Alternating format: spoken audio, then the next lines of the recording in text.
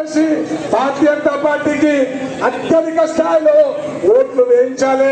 ఈ గెలుపు మన కోసం వేసుకుంటున్న ఓటు. మనల్ని మనం గెలిపించుకోవడానికి మీరు చేస్తున్న ఈ ప్రయత్నానికి మేమందరం నీరాజనాలు అర్పిస్తున్నాం. ఇవాళ సదాశివపేటలో ఇవాళ అనూహ్య స్పందన ఉన్నది.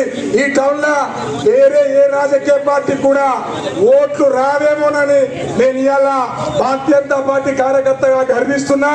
ఎందుకంటే జనమంతా నరేంద్ర మోడీ గారి పట్ల సానుకూలంగా ఉన్నది.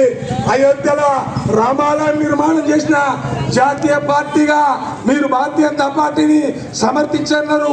అవినీతిరహిత పాలననిచ్చిన నరేంద్ర మోడీ గారిని మీ అందరూ సమర్థించాల్సిందిగా మీ అందరినీ కోరుతూ, పెద్దలు మన భారతీయ జనతా పార్టీ మెదక్ పార్లమెంట్ అభ్యర్థి మీ అందరి శుభాశీస్సులతో మే 13 నాడు పార్లమెంటు సభ్యుడిగా ఎన్నిక కాబోతున్న మన జనప్రియ నాయకుడు, జనహితం కోసం పనిచేసే నాయకుడు, ఫైర్ బ్రాండ్ ప్రశ్నించే గొంతు మన రగన్నను పార్లమెంటుకు పంపుదామని తీర్మానం చేసుకున్నాం. కాబట్టి వారిని మనల్ని ఉద్దేశించి 2 నిమిషాలు 5 నిమిషాలు వారు మాట్లాడాల్సిందిగా కోరుతున్నాను.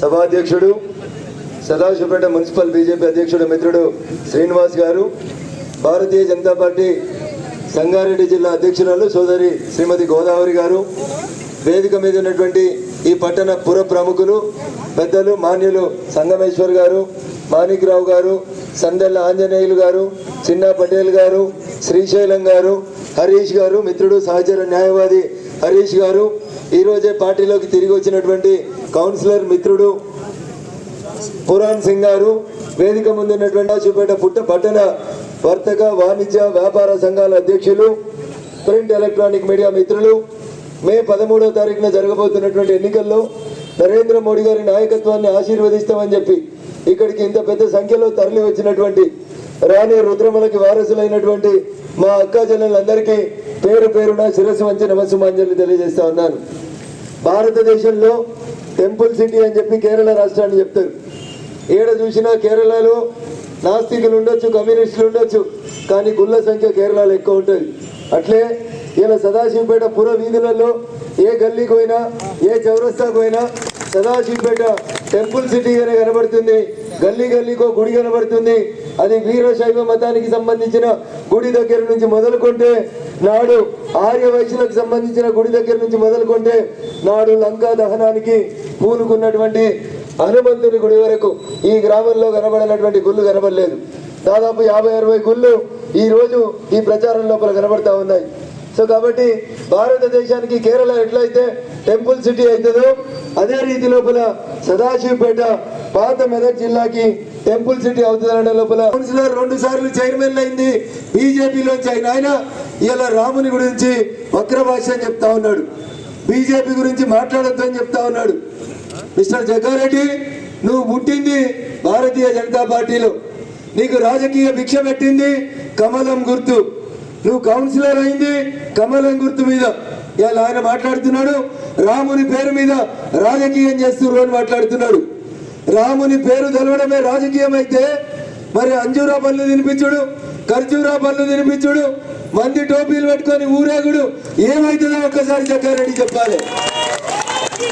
అరే నువ్వు పుట్టింది, నువ్వు కౌన్సిలర్ అయింది పువ్వు గుర్తు మీద అయినావు. ఆ రోజు అద్వానీ గారు రథయాత్ర చేసి ఈ జిల్లాకు వస్తే ఆ రథయాత్రలో ముందుండి నడిపించిండు జగ్గారెడ్డి. ఇలా ఆయనకి ఇలా రాముడు రావణాసురులా కనబడుతుండు. ఎందుకు? రావణాసురుని పంచన చేరిండు, రావణాసురుని కొలిచేటువంటి కాంగ్రెస్ పార్టీలో చేరిండు. అందుకని ఇలా ఆయనకు రాముడు దేవుడైనట కానీ దాన్ని కూడా రాజకీయం చేస్తున్నారని జగ్గారెడ్డి మాట్లాడుతూ ఉన్నాడు. జగ్గారెడ్డి గురించి అసలు నేను మాట్లాడొద్దు అనుకున్నా, ఎందుకంటే ఆయనకు జనం మీద విరక్తి వచ్చిందని చెప్పిండు. జనం దగ్గరికి రానన్నాడు, మీరు ఓట్లు వేయాల్సిన అవసరమే లేదన్నాడు. మళ్ళీ వచ్చి ఏ ముఖం పెట్టుకొని ఓట్లు అడుగుతాడో ఒక్కసారి మీరు దయచేసి ఆలోచించాలి. అందుకని జగ్గారెడ్డి ఏం మాట్లాడతాడు, ఏం చేస్తాడు ఆయనకే తెలవాలి. ఎప్పుడు కనబడతాడు, ఎప్పుడు మాయమవుతాడు, ఎప్పుడు ఎవరి నెత్తి మీద షటగోపురం పెడతాడో జగ్గారెడ్డికి తెలిసినంత గొప్పగా ఇంకెవరికి తెలియదు. అందుకని దయచేసి ఈయన కూడా మాట్లాడకపోతే ఈ ప్రాంతానికి మాజీ ఎమ్మెల్యే ఉన్న ఆయన గురించి ఈయన మాట్లాడకపోతే కూడా ప్రజలకు అనుమానం వస్తుంది. భారతీయ జనతా పార్టీ ఈ గడ్డ మీద నరేంద్ర గారి నాయకత్వంలో భారతీయ జనతా పార్టీ పార్లమెంట్ గెలిచినప్పుడు నరేంద్ర గారి పక్క నుండి ఆ రోజు తిరిగింది ఎవరనేది ఒక్కసారి జగ్గారెడ్డి ఆత్మ పరిశీలన చేసుకోవాలి. ఏమడుగుతున్నాం ఇలా? ఎవరి కోసం కట్టిరు? బీజేపీల కోసం కట్టిరు గుడి. ప్రపంచంలో ఉన్నటువంటి హిందువులందరి ఆకాంక్ష, ప్రపంచంలో ఉన్నటువంటి హిందువులందరూ గత 500 సంవత్సరాల నుంచి ముక్త కంఠంతో కోరినటువంటి కోరిక రామాలయ నిర్మాణం జరగాలని. ప్రజల ఆకాంక్ష మేరకు, సుప్రీంకోర్టు తీర్పు మేరకు ఈ దేశ ప్రధాని నరేంద్ర మోడీ గారు రామ మందిర నిర్మాణాన్ని పూర్తి చేస్తే నీకున్న బాధ ఏందో జగ్గారెడ్డి చెప్పాలి. నిజంగా నీకు రాముని మీద ప్రేమ లేకపోతే మరి 17వ తారీఖు రోజు సంగారెడ్డిలో రామ మందిరం కాడ చేస్తావు కదా శ్రీరామనవమి వేడుకలు, మరి అది దేనికి సంకేతమో ఒక్కసారి చెప్పాలి.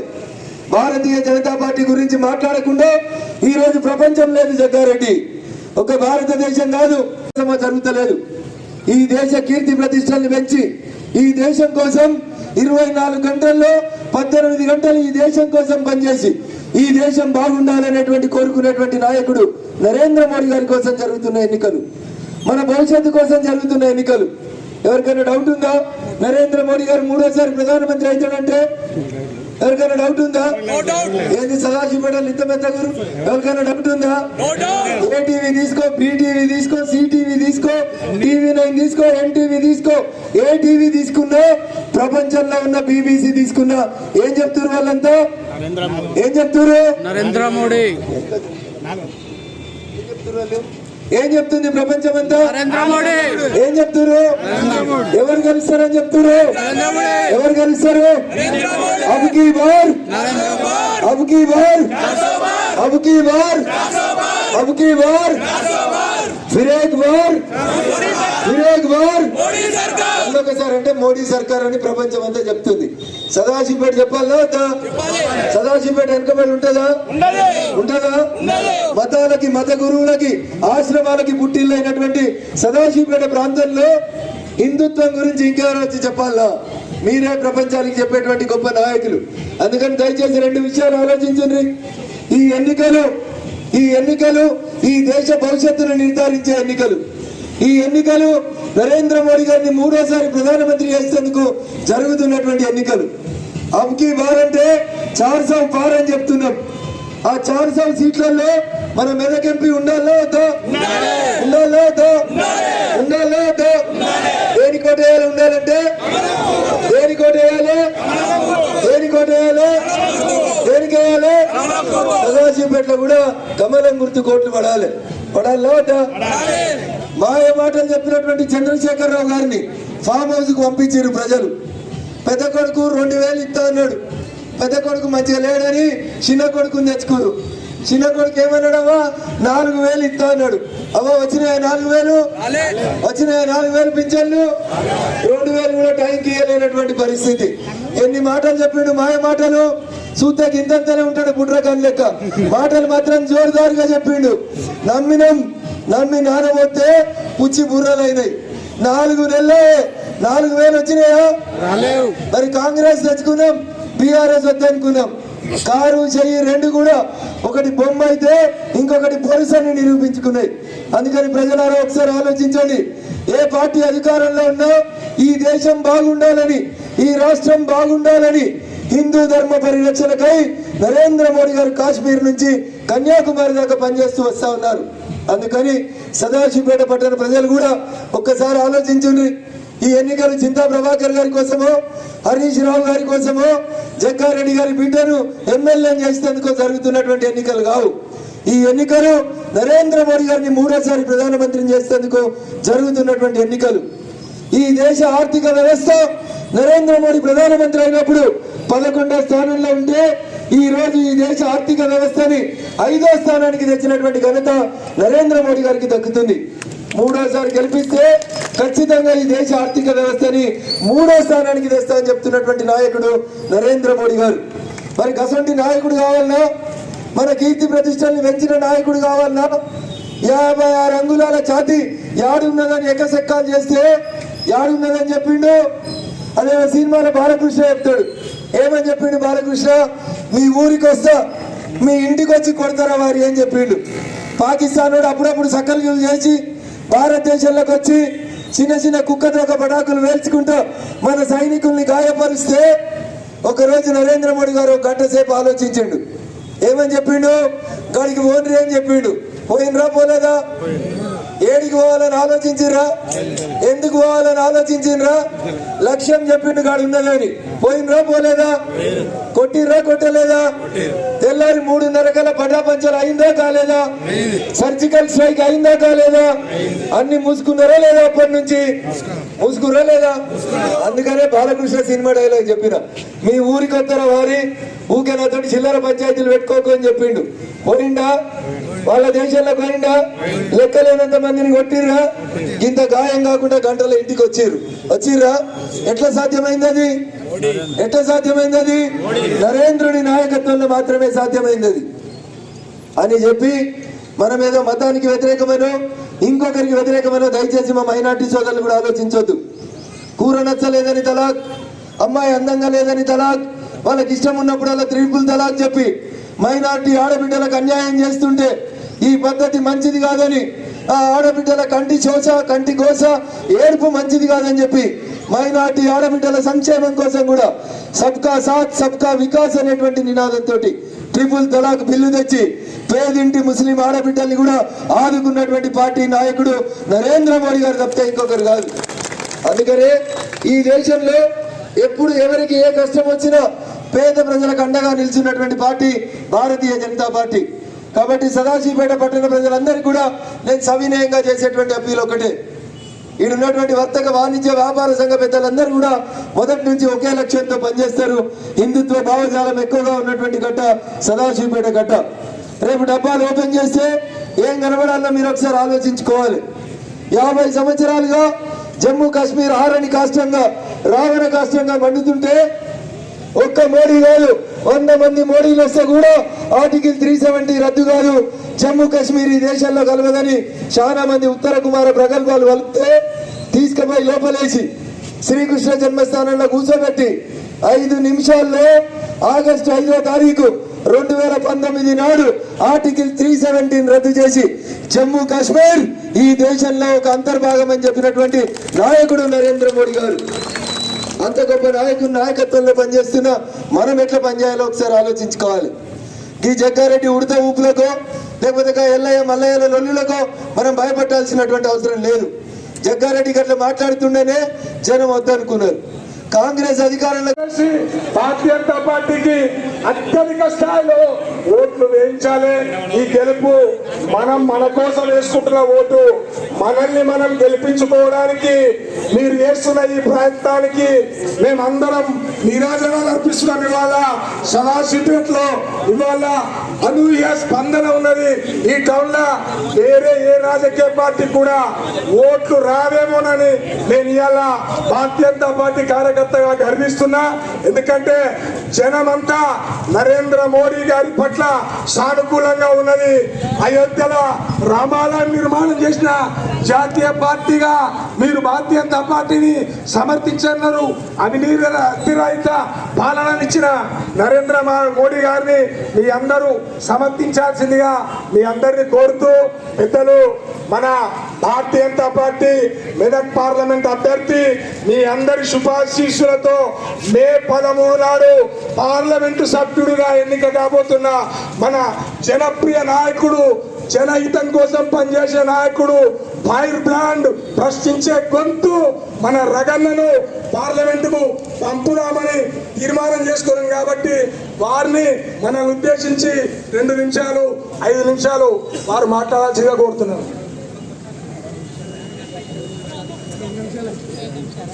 సభాధ్యక్షుడు సదాశివపేట మున్సిపల్ బీజేపీ అధ్యక్షుడు మిత్రుడు శ్రీనివాస్ గారు, భారతీయ జనతా పార్టీ సంగారెడ్డి జిల్లా అధ్యక్షురాలు సోదరి శ్రీమతి గోదావరి గారు, వేదిక మీద ఉన్నటువంటి ఈ పట్టణ పుర ప్రముఖులు పెద్దలు మాన్యులు సంగమేశ్వర్ గారు, మాణిక్రావు గారు, సందెల్ల ఆంజనేయులు గారు, చిన్నా పటేల్ గారు, శ్రీశైలం గారు, హరీష్ గారు, మిత్రుడు సహచర న్యాయవాది హరీష్ గారు, ఈరోజే పార్టీలోకి తిరిగి వచ్చినటువంటి కౌన్సిలర్ మిత్రుడు పురాణ్ సింగ్ గారు, వేదిక ముందున్నటువంటి సదాశివపేట పట్టణ వర్తక వాణిజ్య వ్యాపార సంఘాల అధ్యక్షులు, ప్రింట్ ఎలక్ట్రానిక్ మీడియా మిత్రులు, మే 13వ తారీఖున జరగబోతున్నటువంటి ఎన్నికల్లో నరేంద్ర మోడీ గారి నాయకత్వాన్ని ఆశీర్వదిస్తామని చెప్పి ఇక్కడికి ఇంత పెద్ద సంఖ్యలో తరలి వచ్చినటువంటి రాణి రుద్రమలకి వారసులైనటువంటి మా అక్కా చెల్లెలందరికీ పేరు పేరున శిరస్సు వంచి నమస్సుమాంజలి తెలియజేస్తా ఉన్నాను. భారతదేశంలో టెంపుల్ సిటీ అని చెప్పి కేరళ రాష్ట్రాన్ని చెప్తారు. ఏడ చూసినా కేరళలో నాస్తికులు ఉండొచ్చు, కమ్యూనిస్టులు ఉండొచ్చు, కానీ గుళ్ళ సంఖ్య కేరళలో ఎక్కువ ఉంటుంది. అట్లే ఇలా సదాశివపేట పుర వీధులలో ఏ గల్లీకి పోయినా, ఏ చౌరస్తాకు పోయినా సదాశివపేట టెంపుల్ సిటీగానే కనబడుతుంది. గల్లీ గల్లీకో గుడి కనబడుతుంది. అది వీరశైవ మతానికి సంబంధించిన గుడి దగ్గర నుంచి మొదలుకుంటే నాడు ఆర్య వైశ్యులకు సంబంధించిన గుడి దగ్గర నుంచి మొదలుకుంటే నాడు లంకా దహనానికి పూనుకున్నటువంటి హనుమంతుని గుడి వరకు ఈ గ్రామంలో కనబడినటువంటి గుళ్ళు కనబడలేదు. దాదాపు 50-60 గుళ్ళు ఈ రోజు ఈ ప్రచారం లోపల కనబడతా ఉన్నాయి. సో కాబట్టి భారతదేశానికి కేరళ ఎట్లయితే టెంపుల్ సిటీ అవుతుందో అదే రీతి లోపల సదాశివపేట పాత మెదక్ జిల్లాకి టెంపుల్ సిటీ అవుతుందనే లోపల నాకైతే ఎట్లాంటి సందేహం లేదు. ఇంత గొప్ప ఆధ్యాత్మిక కేంద్రం, ఆ వీర శైవుడు నడయాడినటువంటి నేల, లింగాయతులు ఇక్కడ పరమ పూజ్యంగా భావించేటువంటి వీరశైవ లింగాయత్ మత పెద్దలందరూ కూడా, సమాజాలు నడుస్తున్నటువంటి పెద్దలందరూ కూడా ఈ సందర్భంగా శుభాకాంక్షలు, అభినందనలు తెలియజేస్తా ఉన్నాను. ఆర్యవైశ్య పెద్దలకు కూడా ఈ సందర్భంగా శుభాకాంక్షలు తెలియజేస్తా ఉన్నాను. 2 రోజుల తర్వాత రాములవారి పండుగ జరగబోతా ఉంది, శ్రీరామనవమి. శ్రీరామనవమి వేడుకలకి సంగారెడ్డి పట్టణం గొప్పగా ముస్తాబవుతున్నటువంటి తరుణంలో ఈ ప్రాంతం నుంచి చాలా కాలం పాటు ఎమ్మెల్యేగా పనిచేసినటువంటి ఓ పెద్ద మనిషి, ఆయన పుట్టిందే బీజేపీలో, పెరిగిందే ఏబీవీపీలో, ఒకసారి కౌన్సిలర్, 2 సార్లు చైర్మన్ అయింది బీజేపీలోంచి ఆయన ఇలా రాముని గురించి వక్ర భాష్యం చెప్తా ఉన్నాడు, బీజేపీ గురించి మాట్లాడొద్దని చెప్తా ఉన్నాడు. మిస్టర్ జగ్గారెడ్డి, నువ్వు పుట్టింది భారతీయ జనతా పార్టీలో, నీకు రాజకీయ భిక్ష పెట్టింది కమలం గుర్తు, నువ్వు కౌన్సిలర్ అయింది కమలం గుర్తు మీద. ఇలా ఆయన మాట్లాడుతున్నాడు రాముని పేరు మీద రాజకీయం చేస్తున్నారు అని మాట్లాడుతున్నాడు. రాముని పేరు తెలవడమే రాజకీయం అయితే మరి అంజూరా పళ్ళు తినిపించుడు, ఖర్జూరా పళ్ళు తినిపించుడు, మంది టోపీలు పెట్టుకొని ఊరేగుడు ఏమైతుందో ఒక్కసారి జగ్గారెడ్డి చెప్పాలి. అరే నువ్వు పుట్టింది, నువ్వు కౌన్సిలర్ అయింది పువ్వు గుర్తు మీద అయినావు. ఆ రోజు అద్వాని గారు రథయాత్ర చేసి ఈ జిల్లాకు వస్తే ఆ రథయాత్రలో ముందుండి నడిపించిండు జగ్గారెడ్డి. ఇలా ఆయనకి ఇలా రాముడు రావణాసురులా కనబడుతుండు. ఎందుకు? రావణాసురుని పంచన చేరిండు, రావణాసురుని కొలిచేటువంటి కాంగ్రెస్ పార్టీలో చేరిండు. అందుకని ఇలా ఆయనకు రాముడు దేవుడైనాడు, కానీ దాన్ని కూడా రాజకీయం చేస్తున్నారని జగ్గారెడ్డి మాట్లాడుతూ ఉన్నాడు. జగ్గారెడ్డి గురించి అసలు నేను మాట్లాడొద్దు అనుకున్నా, ఎందుకంటే ఆయనకు జనం మీద విరక్తి వచ్చిందని చెప్పిండు, జనం దగ్గరికి రానన్నాడు, మీరు ఓట్లు వేయాల్సిన అవసరమే లేదన్నాడు. మళ్ళీ వచ్చి ఏ ముఖం పెట్టుకొని ఓట్లు అడుగుతాడో ఒక్కసారి మీరు దయచేసి ఆలోచించాలి. అందుకని జగ్గారెడ్డి ఏం మాట్లాడతాడు, ఏం చేస్తాడు ఆయనకే తెలియాలి. ఎప్పుడు కనబడతాడు, ఎప్పుడు మాయమవుతాడు, ఎప్పుడు ఎవరి నెత్తి మీద షటగోపురం పెడతాడో జగ్గారెడ్డికి తెలిసినంత గొప్పగా ఇంకెవరికి తెలియదు. అందుకని దయచేసి ఈయన కూడా మాట్లాడకపోతే, ఈ ప్రాంతానికి మాజీ ఎమ్మెల్యే ఉన్న ఆయన గురించి ఈయన మాట్లాడకపోతే కూడా ప్రజలకు అనుమానం వస్తుంది. భారతీయ జనతా పార్టీ ఈ గడ్డ మీద నరేంద్ర గారి నాయకత్వంలో భారతీయ జనతా పార్టీ పార్లమెంట్ గెలిచినప్పుడు నరేంద్ర గారి పక్క నుండి ఆ రోజు తిరిగింది ఎవరనేది ఒక్కసారి జగ్గారెడ్డి ఆత్మ పరిశీలన చేసుకోవాలి. ఏమడుగుతున్నాం ఇలా? ఎవరి కోసం కట్టిరు? బీజేపీల కోసం కట్టిరు గుడి. ప్రపంచంలో ఉన్నటువంటి హిందువులందరి ఆకాంక్ష, ప్రపంచంలో ఉన్నటువంటి హిందువులందరూ గత 500 సంవత్సరాల నుంచి ముక్త కంఠంతో కోరినటువంటి కోరిక రామాలయ నిర్మాణం జరగాలని. ప్రజల ఆకాంక్ష మేరకు, సుప్రీంకోర్టు తీర్పు మేరకు ఈ దేశ ప్రధాని నరేంద్ర మోడీ గారు రామ మందిర నిర్మాణాన్ని పూర్తి చేస్తే నీకున్న బాధ ఏందో జగ్గారెడ్డి చెప్పాలి. నిజంగా నీకు రాముని మీద ప్రేమ లేకపోతే మరి 17వ తారీఖు రోజు సంగారెడ్డిలో రామ మందిరం కాడ చేస్తాం కదా శ్రీరామనవమి వేడుకలు, మరి అవి దేనికి సంకేతం ఒక్కసారి చెప్పాలి. భారతీయ జనతా పార్టీ గురించి మాట్లాడకుండా ఈ రోజు ప్రపంచం లేదు జగ్గారెడ్డి. ఒక భారతదేశం కాదు,